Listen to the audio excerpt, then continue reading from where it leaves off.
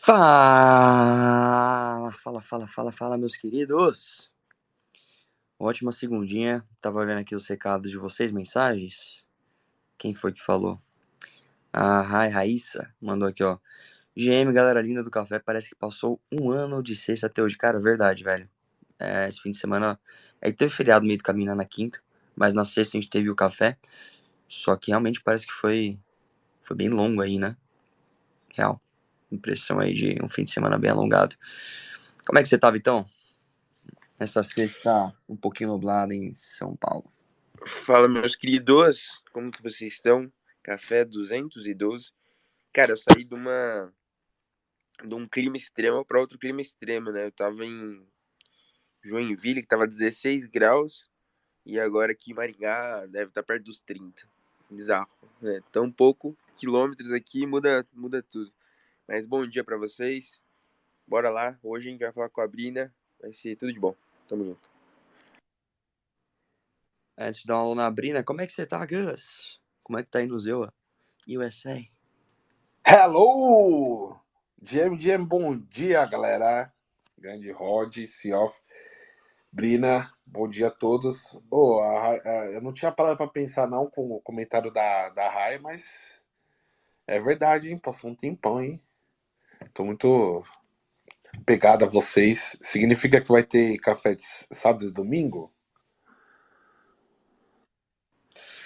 Ah, isso é quebra a perna, hein, Gus? O único descansinho que a gente tem seria bom. Quem sabe um dia, né? Nada é impossível. Fala, Brina. Como é que você tá, GM? GM, pessoal, tudo bem? Tô parecida com o Cioff. Tava no frio de super moletom em São Paulo. E aí eu vim pro interior no feriado e aqui já tá uns 32, 33 graus.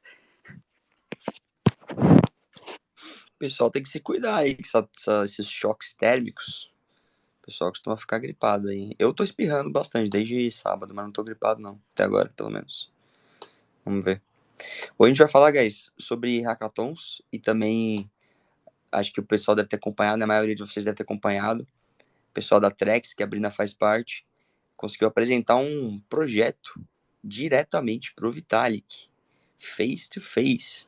Coisa linda. A gente vai perguntar sobre isso, obviamente, daqui a pouco pra Brina. Só para começar, Brina, para startar, pra galera que não te conhece, falar um pouquinho sobre você, sobre sua trajetória, como que foi a entrada aí na Web3, que a gente sempre gosta de fazer essa pergunta. E aí a gente vai aquecendo os motores pra galera também, quem quiser subir, guys, fica à vontade, levanta o dedinho que a gente puxa, como sempre, fazer pergunta aqui, trocar ideia. Mas manda lá. Gente, primeiro, super obrigada pelo convite, pela oportunidade de contar um pouco mais dessa experiência que foi muito, muito, muito gostosa em Singapura e muito rápida e ao mesmo tempo, tipo, foi tanta coisa que aconteceu, né? Foi rápida no sentido de faz um pouco mais de 1 ano e meio que eu tô na Web3 e poder ter tido essa experiência foi incrível. E ao mesmo tempo, esse 1 ano e meio parece que foi, sei lá, uns 5, 6 anos, assim, de tanta coisa que é trabalho de segunda a segunda, né? Que nem vocês comentaram, tipo, de vez em quando você tem pausa no sábado e no domingo, então. Mas acho que tá todo mundo sempre muito nessa loucura, né? Então, ter esse tipo de experiência é realmente, acho que o que dá o gás para você continuar, principalmente nessa fase de bear market, onde, né, a maior parte das pessoas sabe que o mercado tá complicado não só para quem investe em cripto, mas para quem trabalha nesse mercado também, né? Então, super, super obrigada por poder compartilhar esse espaço. E contando bem brevemente, né? Que nem eu comecei a comentar, eu comecei full time, assim, em março do ano passado, a trabalhar com Web3.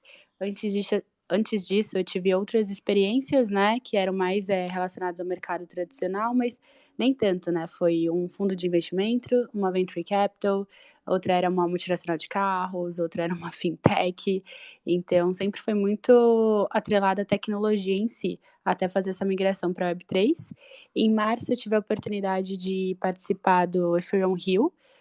Eu consegui o ingresso gratuito para o segundo dia do evento. Era um evento de quase 10 dias, assim, entre bootcamp, que é uma parte que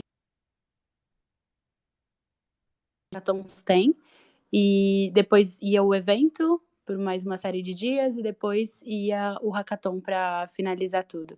E aí, nesse primeiro evento, eu consegui participar do hackathon, além de participar do evento, eu só não participei do bootcamp.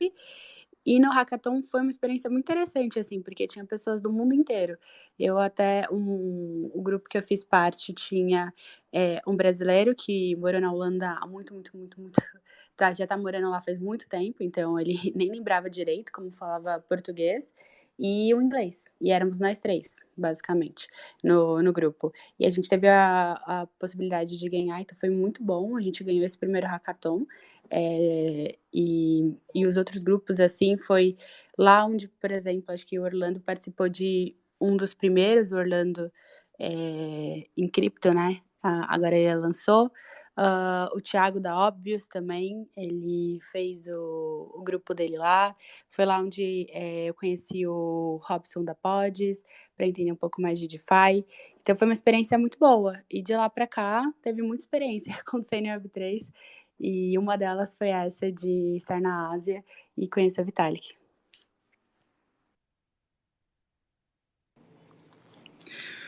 Muito bom. E hoje você está principalmente, não sei se você está envolvido em outros projetos, mas você está principalmente na Trex, certo? Não, na Trex eu fiz parte dos hackathons, né? Hoje eu não faço parte da Trex. Hoje eu tô participando.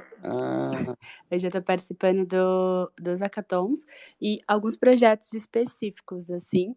Mas, particularmente, eu tô mais procurando projetos internacionais, principalmente por causa desse bear market.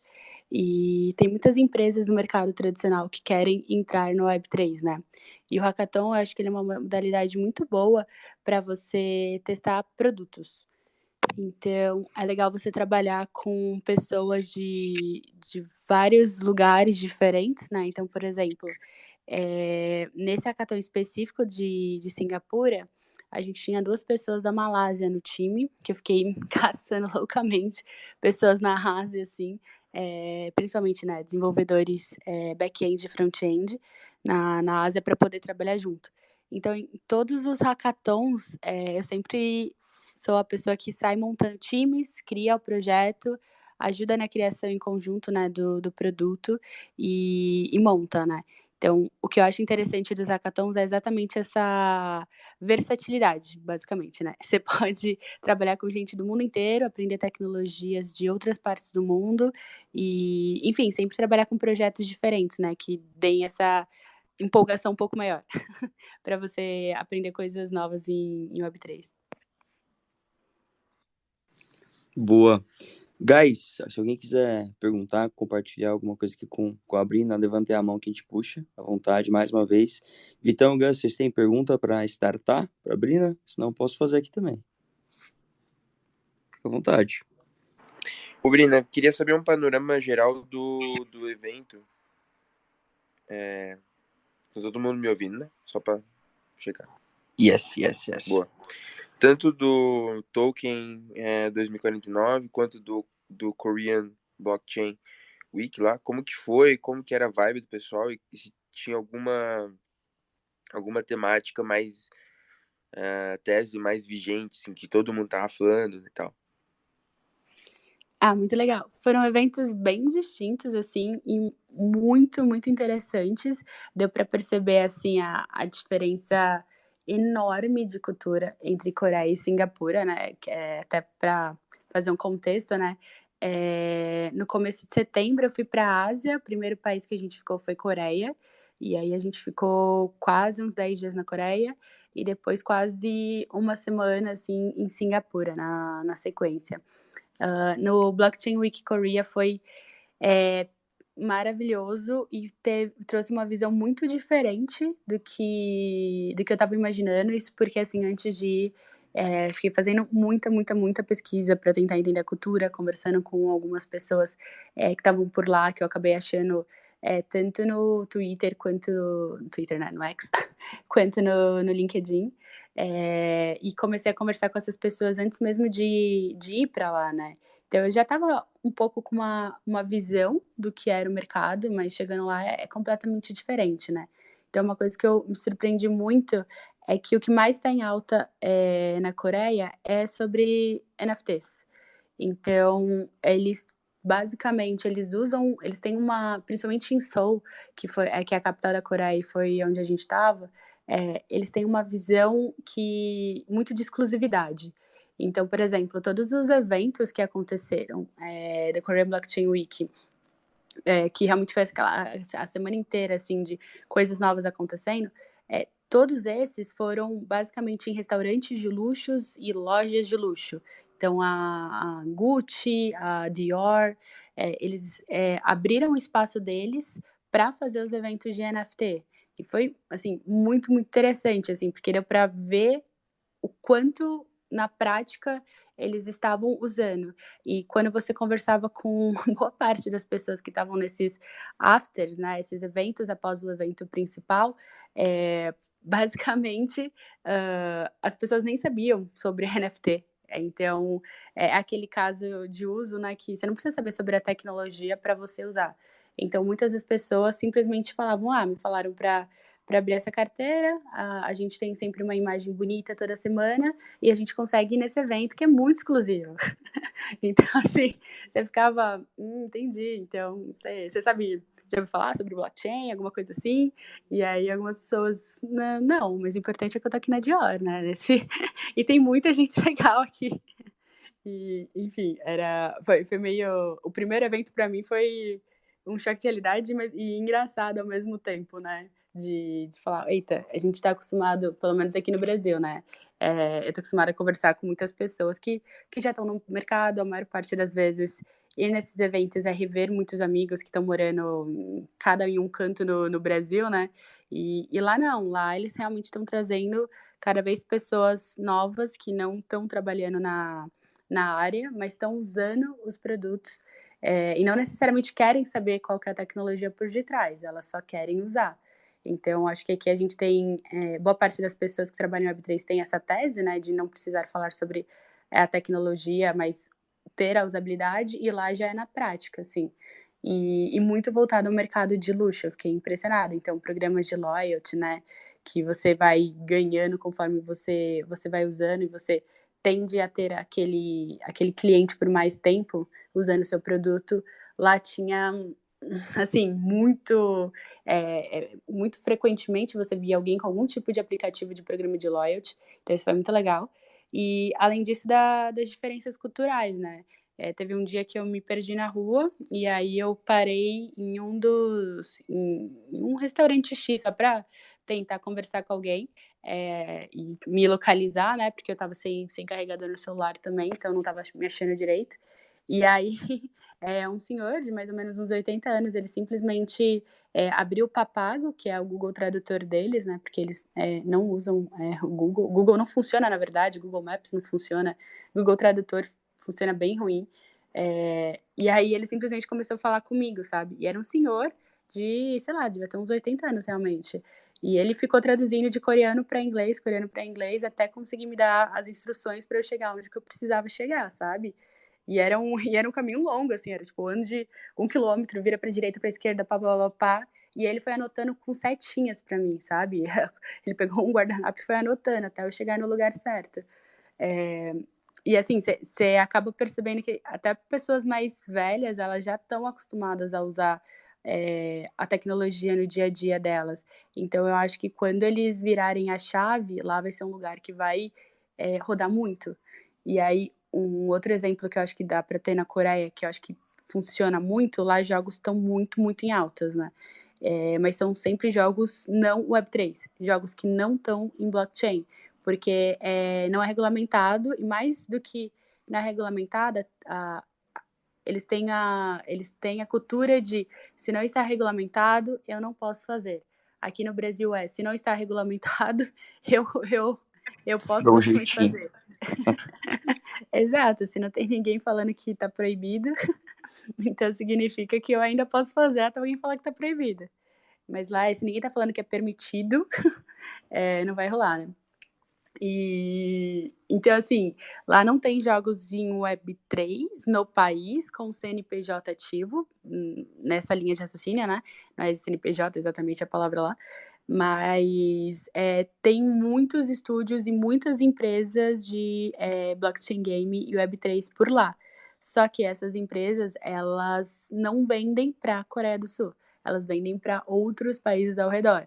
E aí, os coreanos que querem usar esses jogos de Web3, eles usam VPN.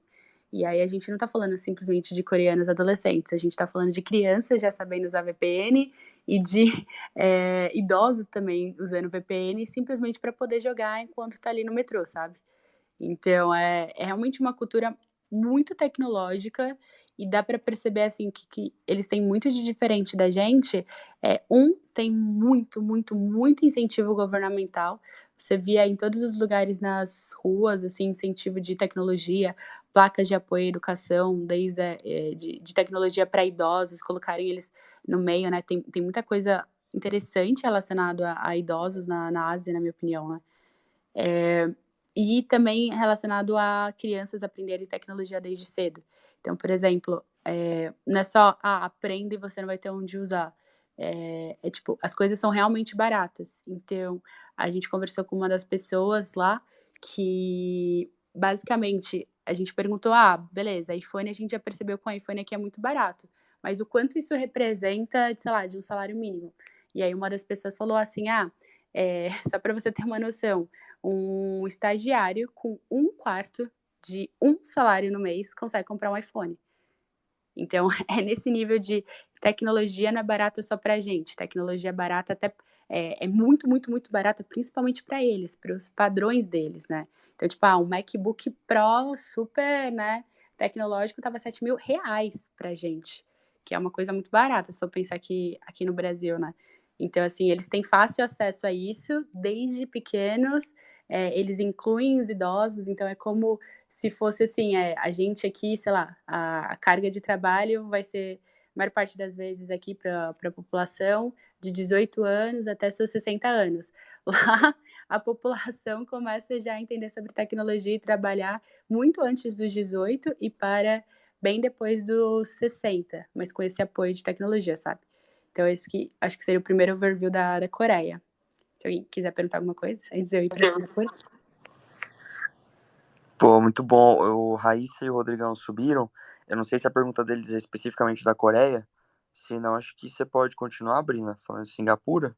E aí depois eles perguntam, Raíssa, Rodrigão, é relacionado? Cara, bom dia, M, Xará, GM, Vitão, Brina, Rai, Gus, todos, né? Tô ouvindo a Brina aí falando da Coreia e eu fiquei aqui, pô, cara, que massa, porque eu acompanho uma turma de motorhome e tem um casal que eles passaram a viajar de mochilão e eles estão justamente nesse trecho, né? Coreia, Japão, agora eles chegaram na China. E na Coreia, cara, eu fiquei assustado, que para mim era Japão e China, né, nessa questão tecnológica. E na Coreia, as pessoas, cara, elas andam olhando para o celular, nem olham uma para outra, todo lugar que chega. E assim, eu acredito que a Brina, nos relatos aí dela, ela deve ter vivenciado isso. É tela para tudo quanto é lado, cara. É loucura. Os shoppings, aquelas colunas de shoppings, monitores de baixo até em cima. Cada coluna, monitor, monitor, monitor, monitor. Então, assim, e realmente tudo tecnológico. Eu falei, cara, pô, isso é real, né? E é legal que ela está compactuando isso aí com a gente. Então eu acredito muito, né? Que eu, tipo, 2, 3 anos aí, no muito, a humanidade a gente vai caminhar muito para essa coisa altamente high-tech, e vem muita mudança, só que isso também me choca, né? Me preocupa ao mesmo tempo. Estamos preparados? Tem educação para isso, né? Então, sei lá, só quis dividir aí porque sensacional ela ter podido, né, ter essa vivência aí. Oi, gente, bom dia. Subi para falar um oi para a Brina também. Aí eu fiz a pergunta, ia fazer uma pergunta, mas ela já foi respondendo, então pode dar continuidade.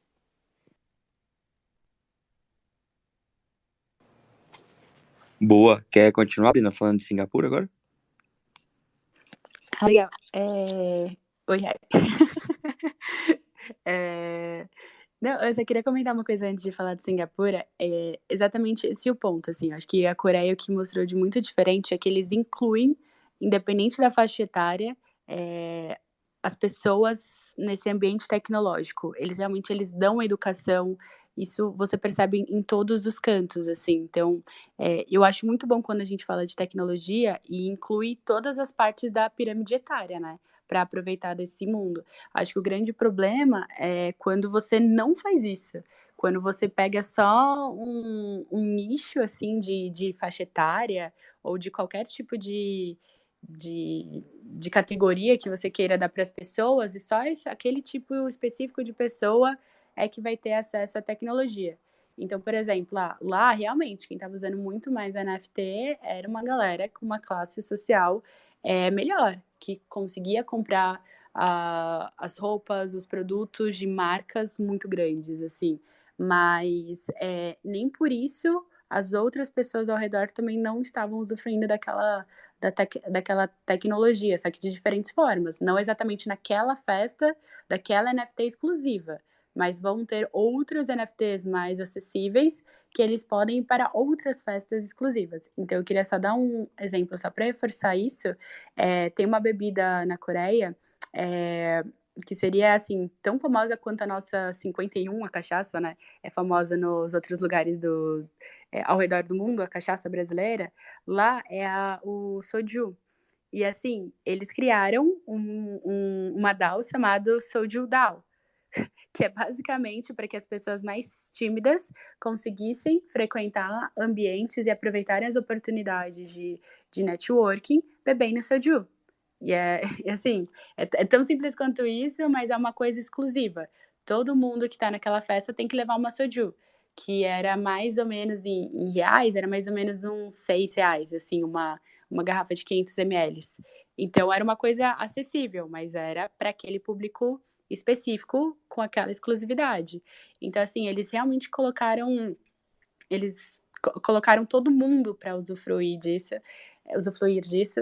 E isso, para mim, foi uma coisa que me inspirou muito e fez eu pensar em várias coisas diferentes que daria para fazer por aqui também, né? E ainda mais para classes específicas de faixa etárias, principalmente, sabe? Então, esse que é um ponto muito legal, assim, levar a educação para todas as classes. Claro que vão ter pessoas que vão ter mais facilidades com uma outra classe, mas de faixa etária, né? Mas não esquecer que existem outras que não é só a nossa faixa aqui, né? De mais ou menos o quê? Acho que a maior parte das pessoas devem ter entre 20 a 40 anos, né? Então, esse é um ponto. Mas, enfim, Singapura foi muito incrível, assim, foi muito, muito gostoso. Foram menos dias, mas foi muito mais intenso. E aí é uma cultura totalmente oposta à Coreia do Sul, assim. Então, na Coreia do Sul, você via muito, muito, muito coreano, realmente. Já em Singapura, era totalmente multicultural. Então, você escutava vários idiomas diferentes, assim. Boa parte das pessoas que estão em Singapura são chinesas. Então, assim, você acabava entendendo até um pouco da China quando você pegava um Uber, ou conversava mais com as pessoas locais nos restaurantes e tudo mais. Eu, pelo menos, né, adoro falar. Então, eu ficava puxando assunto com absolutamente todo mundo que tava lá, né? Então, desde a da pessoa que tava ali na rua parada no farol até, sei lá, né? Então, assim, deu para entender um pouco mais da cultura deles, imergindo nesse sentido, assim. E o que estava acontecendo legal em Singapura é que também estava acontecendo a Fórmula 1. Então, realmente, a cidade estava lotada. Assim, foi até meio caótico no primeiro dia, porque, assim, o pessoal andava meio que esbarrando em todo mundo, o pessoal meio empurrava, assim, na rua para conseguir passar e tal. mas me falaram que era só por causa disso, porque o Tolkien 249, que foi esse evento grande, trouxe muita gente, e ainda tinha a Fórmula 1 trazendo ainda mais pessoas, né? Então, tava meio caótico, assim, a quantidade de pessoas pelo espaço tão curto espaço territorial tão curto, né? Mas só para vocês terem uma noção, né, Singapura é uma cidade-estado, fica dentro da ilha da Malásia, já foi da Malásia no passado, a Malásia expulsou esse pedaço de terra, e aí vieram várias pessoas comprando e começaram a fazer um país, basicamente. Mas é um país pequeno, então, assim, deu para cruzar o país de ponta a ponta em 1 hora e meia de carro, mais ou menos.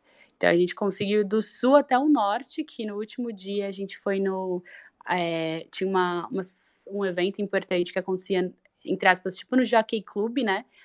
Deles, naquela parte de cavalos, que tem apostas de cavalo e tudo mais. O evento era no norte e a gente estava hospedado no sul, então deu literalmente para cruzar o país em 1 hora e meia de carro.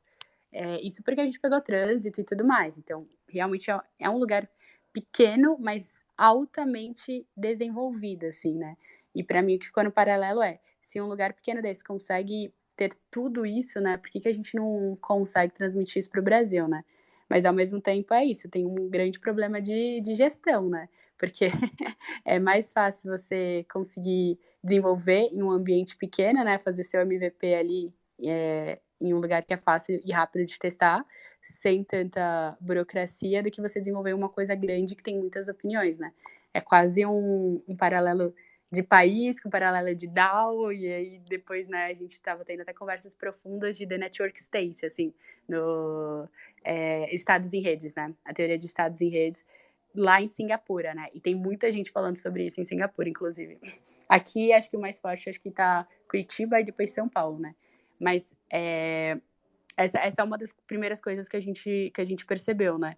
Aqui é meio que tá começando e lá tem muita gente já falando sobre estados em redes. Esse é o primeiro ponto, assim, para mim, que ficou marcado. O outro é uma cidade financeira, né? Então, muita coisa de finanças estava acontecendo lá e a gente percebia, assim, grandes bancos querendo migrar para a área de finanças descentralizadas, assim, pelo menos uma partezinha. Então, acho que um dos maiores lá é o HSBC. E, assim, tinha muita gente da HSBC no Token 249, por exemplo, para tentar entender o que estava acontecendo, como que eles conseguem entrar nesse mercado. E realmente, na Coreia, nem tanto, porque lá não falava muito sobre finanças, era mais sobre a arte em si. Mas em Singapura, que era um mercado financeiro, era muito todo mundo, assim, tinha consultoria financeira, não era só grandes bancos, mas assim, qualquer coisa relacionada a finanças estava no Token 249. Então, para mim, isso foi muito interessante também, porque não eram só as pessoas do mercado, não foi tipo um encontro para você rever seus amigos, assim, basicamente. Foi muitas pessoas novas realmente entrando e tentando entender.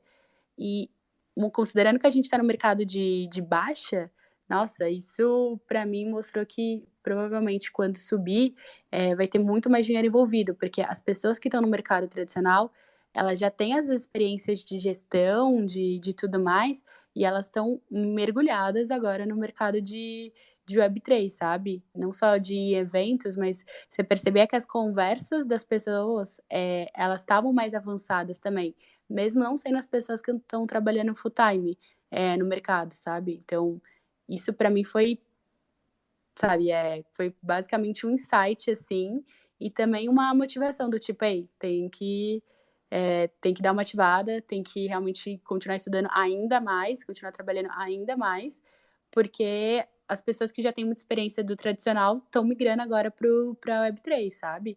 E quando eu digo estão migrando, não são só as pessoas da Ásia que estavam naquele evento, são pessoas do mundo inteiro. O Token 249, que foi esse evento em Singapura, que foi o último para fechar, né, ali, a quinzena de coisas relacionadas a blockchain ali na Ásia, estava trazendo gente do mundo inteiro. Então, assim, foi impressionante.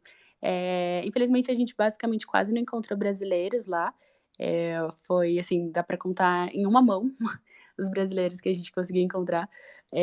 Mas fica o insight para a gente começar a pensar mais sobre isso, né? Sobre essa ponte e às vezes eu acho que a gente fica muito também imerso, né, só as pessoas que realmente já estão em Web3, e a gente fica meio míope de perceber que tem muitas pessoas em Web2 que realmente estão fazendo essa migração enorme, né? E algumas pessoas podem gostar, outras não, mas eu acho que a questão é olhar isso como um fato, essa migração está acontecendo, principalmente de pessoas que trabalham nessas grandes empresas. Então, acho que esse foi o insight final, assim, do evento em Singapura. Muito bom. Fala, Yasmine. Tudo bem? Quer perguntar? Por enquanto, não. Eu queria perguntar como é que... Oi, Brina, tudo bem? Então, eu gostaria muito de perguntar como é que foi o processo de ida e volta, né, os aeroportos de lá em relação aos daqui, como é que são os sistemas de lá para passageiros e para chegada, embarque, coisas muito que tem aqui, mas são mais de 20 horas, creio eu, são mais de 30 horas aí de percurso, entendeu? É uma pergunta bem simples mesmo, e em relação à tecnologia também. Ah, legal. Deve ter vários jeitos diferentes de ir para lá. O que eu fiz para ir foi... Eu sou de São Paulo, né? Então, São Paulo, Cairo. E Cairo, Coreia do Sul. Depois, Coreia do Sul, a gente já foi direto para Singapura. E para voltar foi Singapura, Cairo de novo, Cairo, São Paulo. Mas tem gente que eu sei que tava indo para Marrocos e depois vindo pro Brasil. De coisas burocráticas, assim, a Coreia do Sul pede um visto, então eu tive que tirar esse visto para ir para lá, mas é um visto tranquilo, assim, acho que você tem que pedir com uns 5 dias de antecedência, mas eu pedi com uns 10, e aí eles liberam por 3 meses, a partir, não do momento que você pediu, mas a partir quando você pisa em solo coreano, e aí você ganha mais 3 meses para poder estar lá. E de Singapura, o visto é exatamente no aeroporto. Então, você preenche um formulário, acho que tinha umas 5 páginas de formulário, assim. O formulário é um QR Code que está em todos os lugares. Então, né, que nem uma das pessoas comentou, o Rodrigo comentou, que tem telão em todos os lugares. Tem muito telão. Então, tava cheio de telão no aeroporto com QR Code escrito em vários idiomas diferentes, assim. Ainda bem que tinha inglês, porque assim, tinha vários lugares que não tinha nem inglês, então tava meio difícil, assim, em alguns pontos. E aí tem esses QR Codes falando, você precisa preencher esse formulário antes de chegar na imigração. E aí a gente acabou preenchendo, era isso, umas 5 páginas, mas foi tranquilo. E aí depois eles começam a te fazer perguntas, né? Eles perguntam em vários idiomas, qual idioma você prefere, e aí ele começa a te fazer uma série de perguntas. Para mim foi, onde que você vai ficar, quanto tempo, por que você tá aqui, por que você escolheu esse lugar e não outro, de onde que você já viajou antes, enfim. E aí depois eles só liberam e você já pode ir. E minto, a gente fez, na última foi Coreia do Sul, Malásia, Kuala Lumpur, que é a capital da Malásia, e de Kuala Lumpur a gente pegou um avião de 1 hora e pouquinho, para chegar em Singapura, não foi direto, assim. Mas essa parte é bem, bem tranquila, assim, como qualquer outra viagem internacional. Filas e filas na imigração, filas e filas para eles fazerem a revista. Normal, assim, mais pro pessoal aqui que pretende viajar e se organizar, mais é tranquilo. O pessoal que é jovem, sabe, aguenta firme. Exato, assim. This space was downloaded via spacesdown.com. Visit to download your spaces today. Acho que eu veria vídeos no YouTube de como que é o processo no aeroporto, mas é bem tranquilo, é cansativo, né? Porque são mais de 30 horas, assim, aí você tem o jet lag, então eu fiquei vendo várias coisas de como melhorar o jet lag, porque a gente chegou 9 horas da noite de um dia e 8 horas da manhã já tinha que estar no evento, que a gente já tinha reunião marcada e tudo mais, só que com jet lag lascado, né? Então, assim, fiquei uma boa parte da viagem ali, todos nós, né? Trabalhando com muita dor de cabeça, muita dor no corpo, muito cansaço. Mas é isso, você só continua, né? E voltando pro Brasil, a mesma coisa, jet lag. Então, a primeira semana que eu voltei pro Brasil, eu tava fisicamente, assim, tipo, muito, muito mal. Eu voltei e já fui direto pro hospital, assim, para conseguir dar uma recuperada, soro e etc. Mas você continua, né? Você aproveita as oportunidades e aproveita que você é jovem. E continua aí. Vamos nessa. Deixa eu puxar uma aqui agora, Brina, para falar de hackathon aqui também rapidinho. Queria te fazer uma pergunta que eu, por exemplo, ainda não tive a oportunidade de participar, né? Tava até aqui num dos checklists, dar uma olhada para isso nos próximos meses. Vitão, eu sei que já participou de alguns, até agora recentemente no Ethereum Argentina, mas acho que também passa um pouco a impressão para a galera que está de longe de que é um, entre aspas, bem entre aspas, evento, né? Um projeto ali que você desenvolve que é muito voltado para dev. Então é óbvio que os devs são importantes, mas tem espaço para outras habilidades, né? Outros backgrounds. E eu acho que até você, pelo que você comentou, não vem do background técnico. Você participa de hackathon trazendo suas habilidades para agregar de outras formas. Então, eu queria que você comentasse um pouco sobre isso.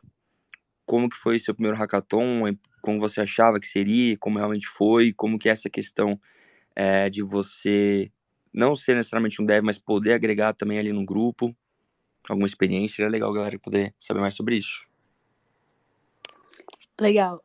A minha formação, assim, até falando da parte acadêmica, né? Quando eu era adolescente, eu fiz técnico de administração, que não tem nada a ver com tecnologia. Depois, eu fiz faculdade de administração também, bem imersa. Eu finalizei a faculdade de administração, mas antes disso eu tinha feito contabilidade, que eu acabei parando no meio, ou seja, coisas não técnicas. E hoje eu faço MBA de Business Innovation, então está muito relacionado mais à parte de produto, né, em si. Ou seja, não tem nada a ver com código. Até depois de entrar em Web3, eu tive a oportunidade de realmente ser desenvolvedora, de estar com Solidity, mas não é uma coisa que para mim faz sentido com o meu tipo de personalidade, coisas que eu gosto de estudar e coisas que eu me faria me sentir bem, sabe? Mas claro que carreiras para quem são desenvolvedores, principalmente em Solidity e até nas linguagens mais específicas, Cadence, na Flow e tudo mais, é uma galera que ganha muita grana, assim. E é porque, se você se der muito bem como empreendedor, você vai ganhar um salário mais ou menos como qualquer empregado que saiba fazer Solidity, sabe? Em alguns pontos é assim a questão salarial. Então, claro que chama atenção, mas quando você vai ali no dia a dia, sei lá, eu pelo menos parei para pensar e fiquei, olha, quando eu entrei, eu não tive essa oportunidade de ser desenvolvedora, mas assim, nesse um pouco mais de 1 ano e meio, eu tive oportunidades, mesmo assim eu optei por não ir. Então, acho que o legal do hackathon, né, é realmente você ser desenvolvedor ou não, é você participar, porque você vai ter a oportunidade de escolher onde que você quer entrar, sabe? Então, não tem muitas caixinhas, mas se tiver, você pode escolher qual caixinha, se você quiser olhar por essa ótica, né, no caso, você pode escolher qual que você quer entrar.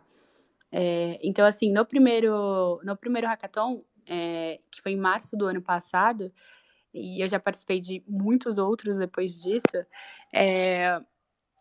basicamente eu não sabia exatamente o que fazer, e éramos só em 3. Então, basicamente o time tinha um único desenvolvedor, que era esse brasileiro que morava muitos anos na Holanda, mas ele não era desenvolvedor Solidity, ele era desenvolvedor Java e Python, que são linguagens de programação do meio tradicional, que quando eu cheguei lá eu também não sabia. Então, eu não sabia sobre Solidity, eu não sabia sobre a parte tecnológica em si, né, quando eu cheguei o ano passado. Até por isso que eu quis fazer o hackathon, para conseguir aprender mais rápido, né, porque eu entrei e ainda estava no bull market, então eu falei, cara, tem que aproveitar isso para ontem, como que eu não conheci isso antes, como que eu nunca tinha ouvido falar disso antes.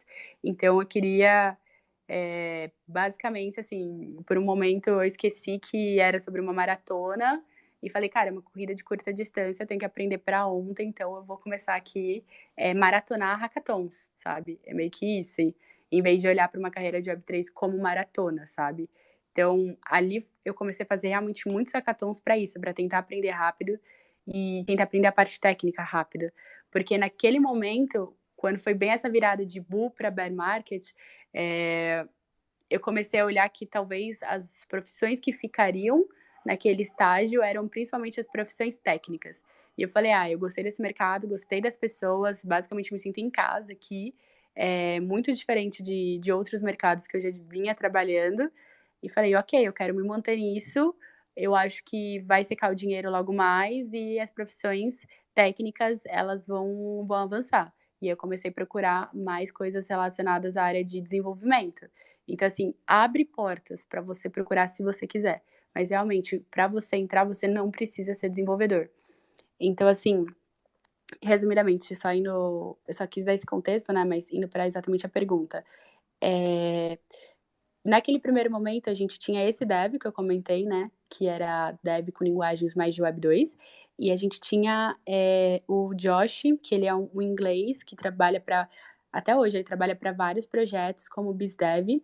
Então, ele tinha uma visão muito legal de negócios em si. Então, naquele momento, sem eu saber, que eu também não sabia que essa profissão existia, eu estava como Product Marketing. Então, basicamente, eu fiz várias pesquisas com as pessoas que estavam ali e comecei a ter ideias de produtos. E aí a gente começou a mesclar, porque o Josh era o que mais sabia, na verdade, ele era o único que sabia realmente alguma coisa de Web3. E aí ele começou a dar aula ali pra gente de o que poderia fazer. E aí eu comecei a pensar era um projeto social, né? A meta era fazer um projeto social, especificamente, naquele hackathon. Então, eu comecei a mesclar com que eu já sabia de Brasil, porque eu era a única que sabia. Então, falei, cara, eu acho que não tem como rodar, ser aprovado um projeto aqui no Brasil que não foque na cultura local. Eu não sabia se as pessoas estavam querendo fazer coisas internacionais ou não, mas era uma teoria, sabe, que eu tinha, porque basicamente o meu era o único grupo que tinha estrangeiro. E eu não entendia se era uma coisa tão tecnológica, porque todos os outros grupos só tinham brasileiros. E só um parênteses, eu tentei entrar em basicamente todos os grupos ali. Eu literalmente parava de mesa em mesa, falava, oi, tudo bem, prazer, meu nome é Sabrina, posso entrar no seu grupo? Não sei muito sobre blockchain. E foi 100% de pessoas que falaram, não vai dar. Então, assim, eu só montei o grupo com eles porque, na verdade, eles nem queriam participar, mas eu falei, cara, eu quero muito participar, vocês podem fazer comigo? E aí eu montei o grupo do zero, porque eu não conseguia entrar em nenhum outro que já estava por lá. E aí foi essa percepção que eu tive. Eu falei, cara, ok, não tem outros grupos com estrangeiros, tem que ser uma coisa brasileira. Eu tenho outras 2 pessoas no meu time que sabem sobre tecnologia, sabem sobre Web3, mas não sabe sobre Brasil. Não acho que vai rodar alguma tese Brasil aqui. E então eu tenho que ser estratégica nesse sentido. Eu tenho que ser o braço Brasil, a visão Brasil na hora de vender esse produto. Mas assim, isso eu tô falando hoje com o conhecimento que eu sei, tá? Ali naquele momento foi muito instinto e não foi tanta teoria, assim, sabe? Não tinha feito tanta análise, eu só senti que tinha que ser por aquele caminho, sabe? E aí eu fui criando o produto, enquanto a gente estava desenhando mais ou menos o produto no primeiro dia, tentando entender se fazia sentido ou não.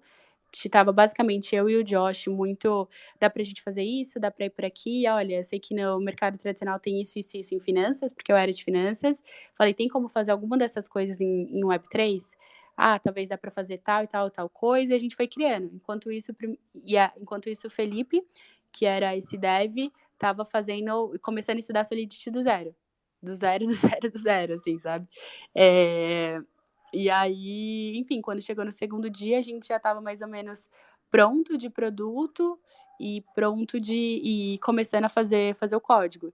Então, ao mesmo tempo que o Felipe estava aprendendo o Solidity, eu também comecei a aprender um pouco, o Josh começou a aprender um pouco, e a gente começou a tentar fazer a ferramenta funcionar ali, sabe?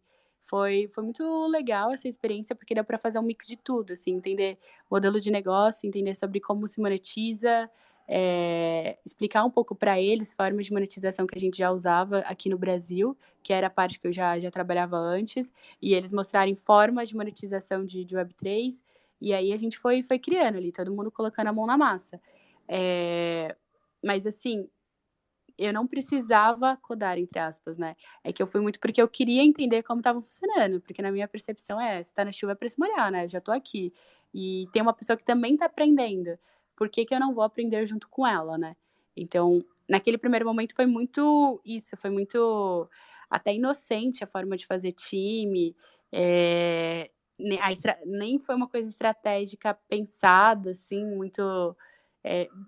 foi uma coisa mais de instinto.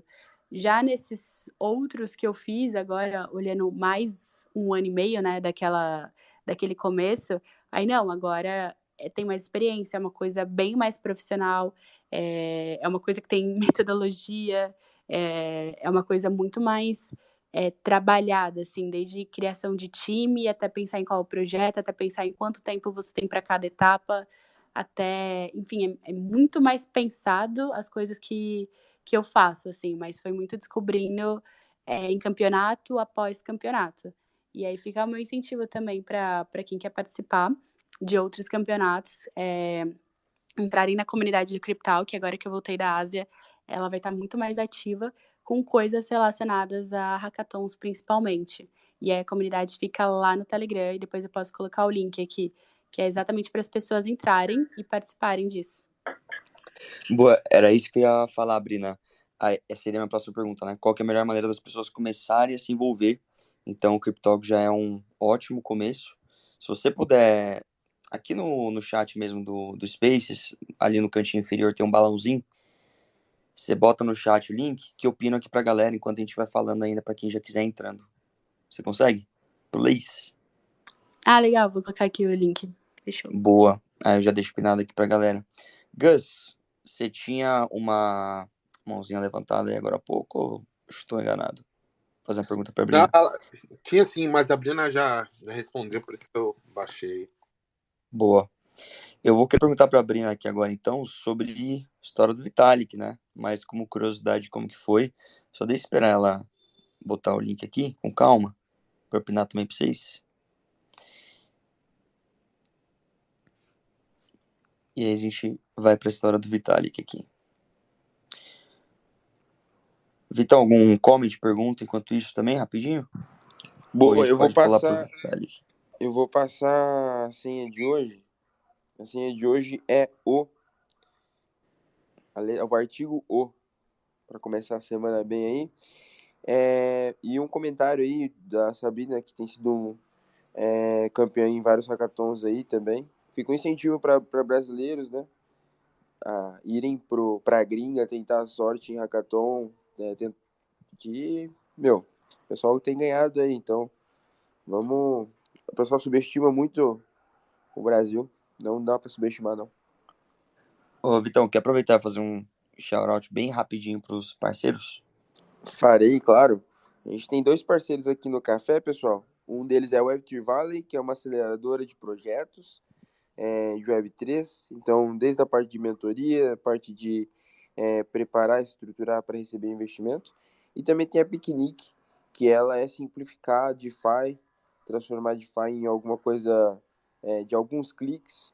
Então, você entra na Picnic e consegue ter acesso a yield, taxa de DeFi, sem muita dificuldade, sem muita burocracia, sem muita wallet, 13, 12 palavras, 24 palavras, coisa do gênero. Não precisa de nada disso.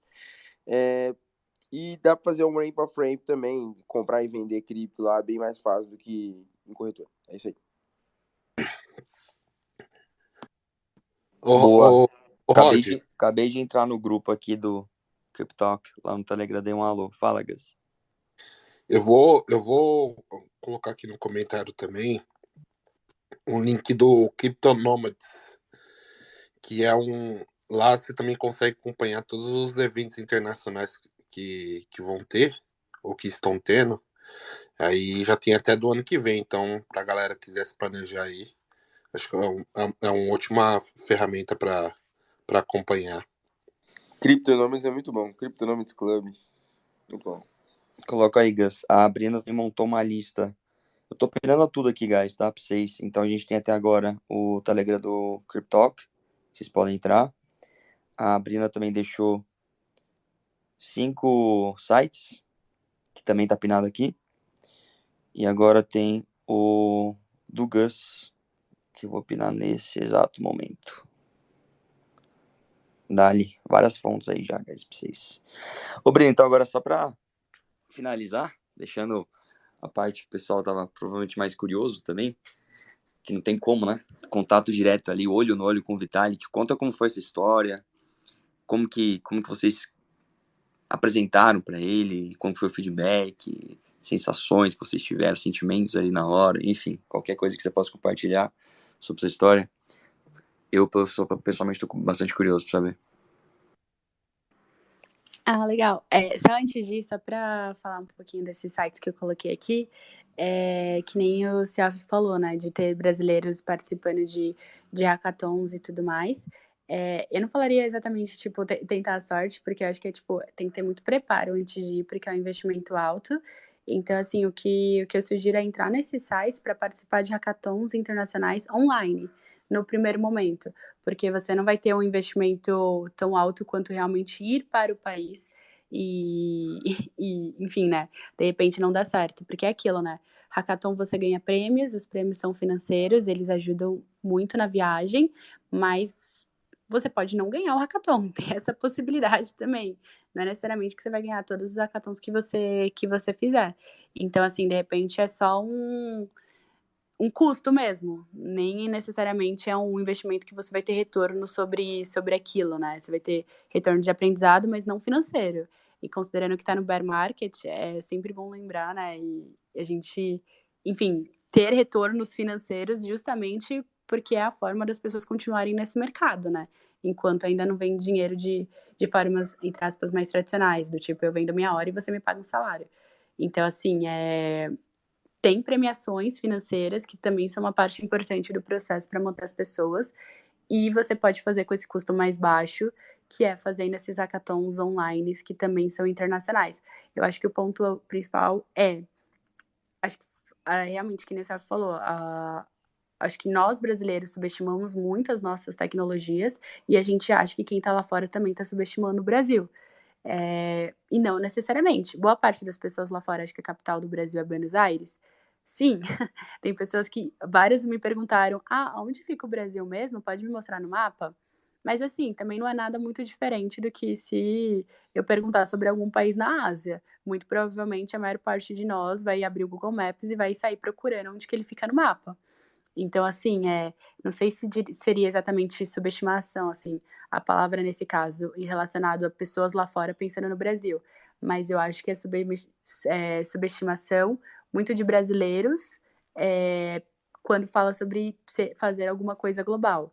E aí eu realmente concordo. Eu acho que as pessoas têm que ir para fora realmente para ver que é possível, que dá, que a gente não está fazendo nada muito louco.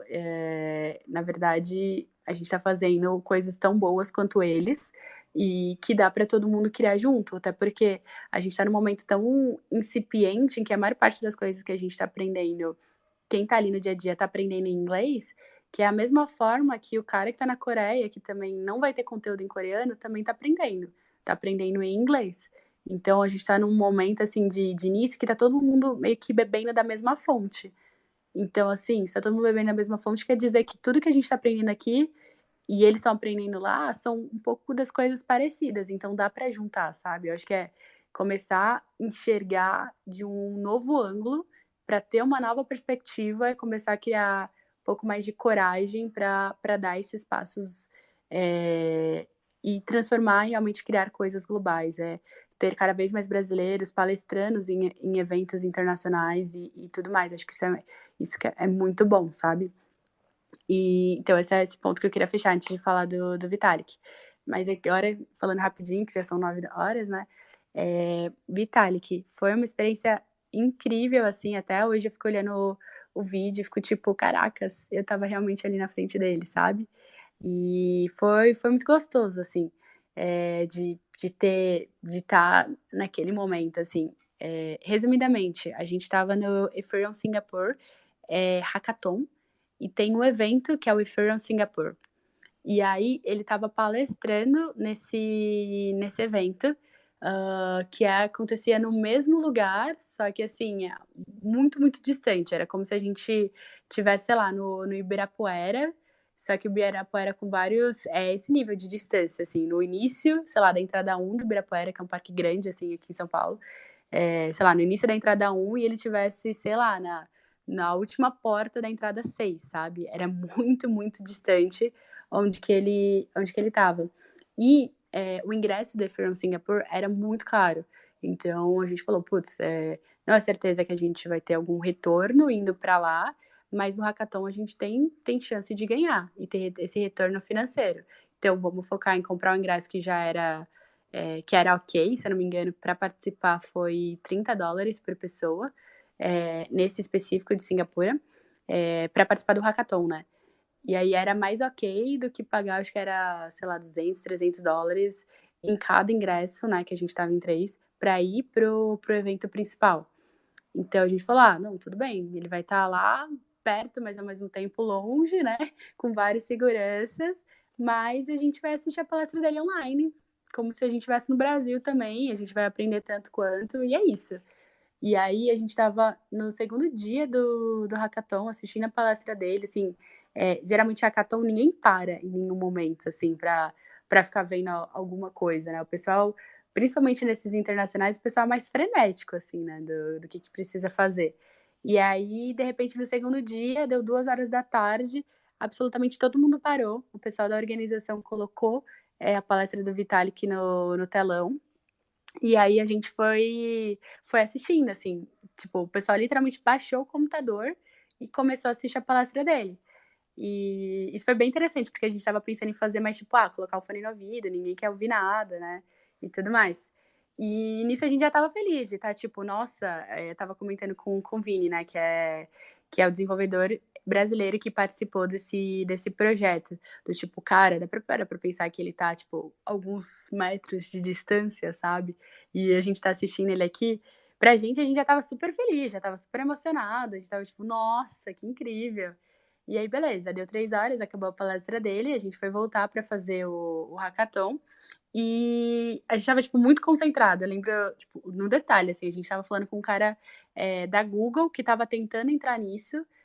E lembrando que a gente estava na Ásia, né? Então, empresas americanas não são muito bem vistas lá. E a Google é uma empresa americana. Então, o cara da Google estava tentando entender o que era. Basicamente, a maior parte tinham 15 nacionalidades naquele hackathon. Então, assim, a maior parte do pessoal nem tava querendo falar direito com o cara da Google, meio que, tipo, tratando mal mesmo. E o cara era, tipo, sei lá, tipo, diretor do sei lá das quantas da Google, tipo, um cargo super alto. E a galera, assim, tipo, empresa americana, né? Não quero conversar. E aí, a gente tava lá aproveitando para ele poder ficar ensinando a gente outras coisas, né? Isso que é legal do hackathon, assim. Você aprende muito, principalmente com os mentores, né, que estão ali. E aí a gente já tava tipo, nossa, pá. Eu sei que do nada, os 2 outros caras da Malásia simplesmente pararam de prestar atenção no cara do Google e simplesmente viraram assim e meio que sumiram, assim. E aí eu lembro que, tipo, eu olhei pro Vini e eu fiquei tipo, nossa, eu achei que pelo menos por eles estarem no grupo, eles iam respeitar o cara do Google, né? E aí o Vini falou, tipo, né, meio grosseiro e tal. E aí, de repente, até o cara do Google parou de falar e apontou pra trás. E aí a gente olhou, aí, tipo, era o Vitalik atrás da gente. A gente ficou, tipo, caracas, como assim, meu? O Vitalik tá literalmente atrás da gente, tipo, como isso tá acontecendo? Na hora a gente, tipo, meio que engasgou, assim, a gente pediu licença pro cara da Google, aí ele, não, com certeza, vai lá. E aí foi o Vini e eu, a gente pegou, assim, já meio que tentou olhar em que parte que o Vitalik tava, meio que saiu atrás, assim, só que o Vitalik tava com muita segurança. E eles já tinham falado, olha, o Vitalik não tira foto, ele, enfim, não tá assim presente. A gente falou, tipo, não, a gente não quer ir só, tipo, quero tirar uma foto, sabe?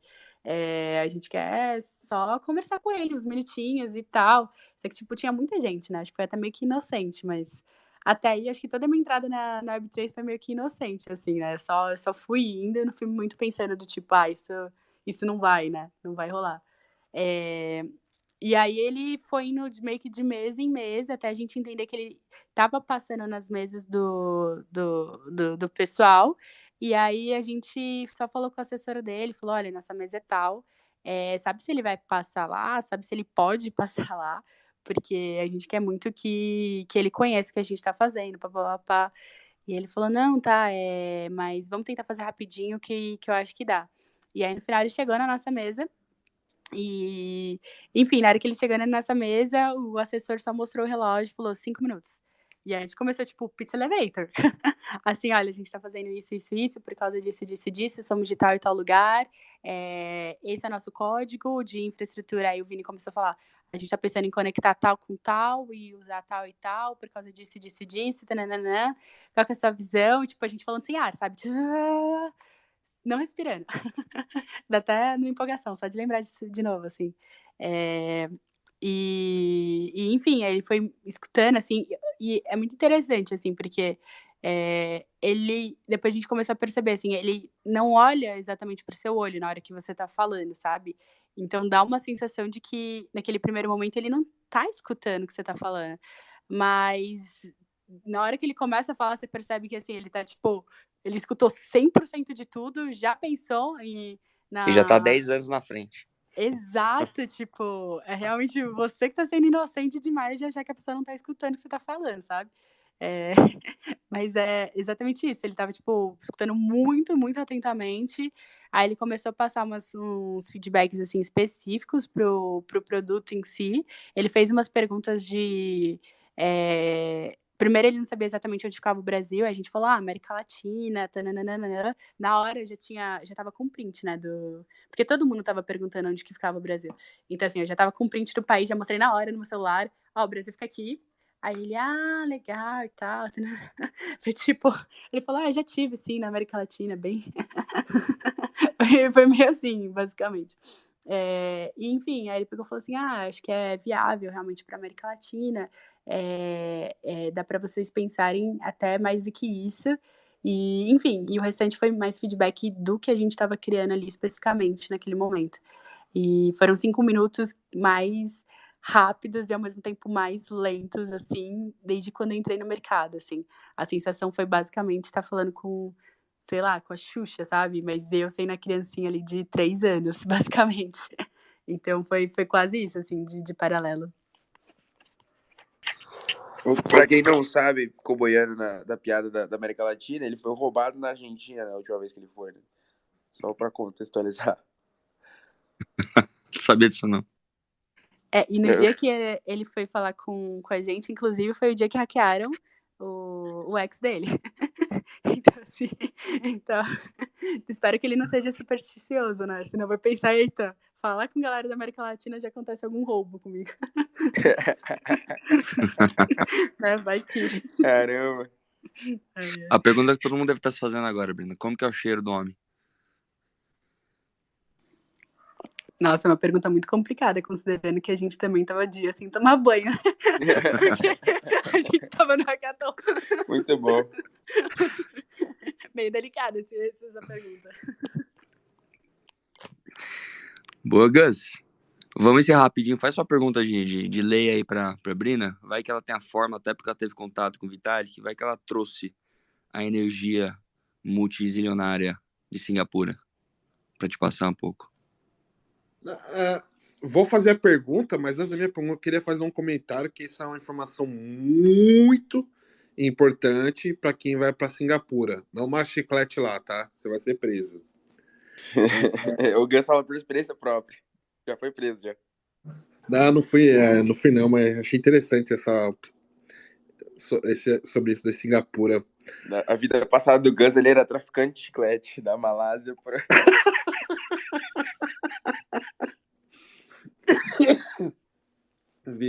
Cara... Tu já sabe como ganhar $1 milhão agora, Gus. Até engasgou porque era verdade, né? Era exatamente isso que ele fazia. Babalu Singapura, cara. Filho. Ninguém para, Gus. Vendia Babalu por lá, né? Ô, Brina, é o seguinte. Eu tô numa missão aí, uma jornada, e eu queria saber se eu consigo resolver essa minha jornada em um hackathon. Né? Eu tô numa jornada de como ganhar $1 milhão. Minha jornada é o seguinte: ganhar $1 milhão perguntando no Twitter Space como ganhar $1 milhão. Você acha que é possível eu conseguir ganhar isso num hackathon? Olha, em um hackathon, depende do que você vai fazer depois que acabar esse hackathon. Em vários hackathons, pode ser possível. Não, tem que ser fácil e rápido. Fácil e rápido, acho que só realmente traficando Babalu lá em Singapura. Aí, Vende Babalu pra hackathon. Que é pra galera disfarçar o Uma cheiro, Babalu, gostar um do lado do $10. outro. 50 gramas, $200. exato. Olha, eu vou te falar que eu tô vendo uma saída nisso aí, viu? O chiclete da balada Pela deve ser... primeira vez no Spaces. O chiclete lá deve ser caro, hein? É raro. Agora que você tá falando, eu nem lembro de ter visto chiclete em algum lugar. Tô pensando aqui no fundo da memória. Não lembro de ter parado em, sei lá, em alguma banquinha e ver, sei lá, Trident, sabe? Então, acho que pode ser um nicho aí. Você pode explorar um mercado que ainda não tá, que ninguém atingiu. E o pior que é verdade, em Singapura é proibido. Se te pegarem mascando, você vai preso. Mas lá você vai preso por qualquer coisa, né? Você respirou, você recebe já chibatada, quase. Mas assim, acho que a coisa mais louca que me falaram lá, e depois eu vi que era verdade, porque, tipo, mais pessoas começaram a confirmar, e assim, né? Você tá no meio cripto, as pessoas gostam de confirmar te mostrando coisas, assim, né? E aí mostraram uma matéria lá, que, assim, tem muitos prédios, é uma coisa totalmente não tecnológica que eu vou falar agora, tá? Totalmente off-topic. Mas tem vários prédios de vários andares. Tipo, eu passei meu aniversário num prédio que era... Nossa, como que fala? 72º, ou seja, andar número 72. Assim, prédio altíssimo, altíssimo lá. E aí, eles sempre falam para você fechar muito, muito, muito bem a sua janela. Mas, assim, com uma cortina super, super forte. Porque se alguém, por um acaso, mesmo que seja via drone ou de alguma forma, te ver e você não tiver com roupa, você tem que pagar uma multa de $2 mil e você é preso, se eu não me engano, por 3 meses. Era alguma coisa assim, sabe? Isso pra você estar na sua própria casa. Mas assim, Cacete. ninguém pode te ver sem roupa. Como conseguir uma estadia de graça por 3 meses na Singapura? De graça não, pagando $2 mil. Pagando $2 mil em 3 meses. Tá barato demais. Pior que tá barato mesmo. Considerando que lá é uma facada, tudo é muito caro. Mas é isso, tipo, e qualquer coisa lá, você é meio multado. Tinha uns robozinhos policiais lá andando na rua, assim, e não era só por causa de carro parando em lugar indevido, não. Era, tipo, pra realmente ver o que o pessoal fazia, se atravessava fora da faixa. Também tem multa se você atravessar fora da faixa. É um negócio bem assim, ou você aprende na dor ou no amor, e preferencialmente na dor, assim, no seu bolso. Principalmente na dor. Bom demais. Brina, pô, brigadão por ter aceito o convite. Primeiro de tudo, portas abertas aí sempre. Com certeza a gente daria pra falar de vários outros assuntos, a gente chama aí no futuro mais vezes. Quer deixar um recado final pra galera? Algum convite? Fica à vontade. Gente, super obrigada pelo convite. Muito bom conversar com vocês. E é sempre muito gostoso ficar escutando vocês de manhãzinha, assim, eu sempre tô tomando café. E, enfim, eu escuto as versões passadas, porque eu tomo café um pouco mais tarde. Eu geralmente não consigo entrar muito no ao vivo. Mas é sempre muito bom. Então, obrigada pelo convite. E, enfim, de recados finais, eu vou começar agora a fazer as mentorias de hackathon. Eu estava fazendo um pouco mais com algumas pessoas específicas, mas agora eu vou abrir. Hackathon realmente acabou virando uma paixão, assim, desde quando começou, principalmente quando você começa a ganhar, né? Dá uma motivação um pouco maior do que enfim, você participando só no início. E vai ser tudo falado na comunidade do Cryptalk, que o link já tá aqui nos comentários. Então, muito obrigada e tô muito empolgada, assim, lá deu pra perceber, assim, pelo menos ter a sensação que o mercado também acha que o próximo bull market, pelo menos o início dele já vem no começo do ano que vem. E eu acho que quanto mais a gente conseguir tá preparado, melhor. E o Hackathon realmente essa imersão em tecnologia, em pessoas, é um jeito muito rápido de você sempre estar antenado no que está acontecendo, sabe? Então, eu particularmente gosto e, particularmente, eu também gostaria muito, muito, muito, muito mesmo de ver mais brasileiros tendo essa visibilidade internacional, sabe? Eu gostaria de, na próxima vez que eu fizesse uma viagem tão grande quanto essa, eu não precisasse mostrar para 100% das pessoas onde fica o Brasil no mapa, sabe? Que tivesse mais brasileiros realmente vendo isso. O mercado tá só começando, eu acredito basicamente zero em competitividade, eu acho que é muito sobre colaboração, e quando um cresce, todo mundo cresce, sabe? E eu consigo perceber isso no desenvolvimento de hackathons, é onde eu consigo perceber mais forte isso, porque é o início da tecnologia, é o início onde está todo mundo realmente se ajudando e não tem egos, não tem nada disso, porque literalmente ninguém sabe nada. Então, eu gosto dessa sensação, eu acho que faz muito sentido, principalmente para quem está começando, que é realmente bem acolhedor você estar num ambiente assim desde o início, sabe? Então, fica o convite para todo mundo entrar na comunidade no Telegram e a gente conversar mais sobre isso. E, enfim, ter mais encontros e ter cada vez mais pessoas participando desses campeonatos também. Então, obrigada, gente. Obrigada pelo convite. Eu deixei pinado aqui em cima, guys, o Telegram. Então, os interessados, bora entrar lá. Já entrei, vou ficar de olho. Participar lá na comunidade sempre que possível. E no mais, tamo juntasso. Só pegando no comentário da Brina, daqui a umas horinhas o episódio vai lá pro YouTube e Spotify do Café, só jogar Café com NFTs. Então, para quem por acaso não conseguiu ouvir por completo, chegou atrasado, dá para ouvir tudo depois. E é isso. Agradecimento a Brina, pessoal que subiu, Raíssa, o Rodrigo Eloy, Yasmine, Gus, como sempre, Vitão. A gente se vê amanhã, guys. Só um detalhe, a gente provavelmente vai ter problema com um dos convidados nessa semana, que a gente anunciou. A gente sabe como funciona, geralmente o pessoal acaba viajando, a gente fica um pouco sem controle em relação a isso, mas a gente vai já buscar outro assunto, outros convidados aí, e a gente atualiza vocês. Tamo juntasso? Valeu, meus queridos. Ótima segunda, ótimo início de semana. E a gente se vê amanhã às 8. Grande beijo.